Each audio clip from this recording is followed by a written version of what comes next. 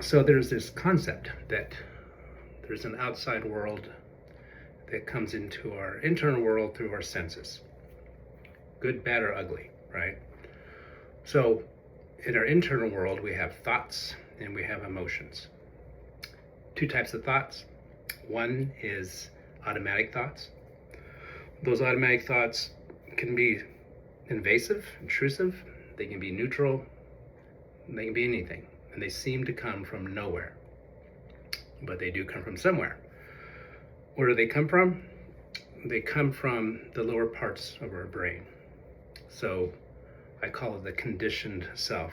When you were first born, you didn't have anxiety, right? But life happens, and over time, these things that happen, whether attachment wounds with the parental figure or being bullied in middle school or whatever, those are assimilated in the brain, and that's what causes these intrusive thoughts.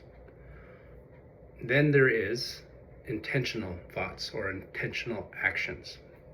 So when you're doing something intentionally, like being creative with art or whatever, you are tapping into a different part of the brain and the psyche. And in those moments, you have a hard time being anxious, guaranteed. When I think about intentional thinking, I think about Einstein, right? He spent his whole life intentionally trying to solve big problems. And I hear, not only was he super smart, but he was super kind, he was mellow, he didn't have anxiety, he didn't have depression. So, if you're in a funk and you want to get out of it, break away from the invasive automatic thoughts and do something intentional. You'll see a difference immediately.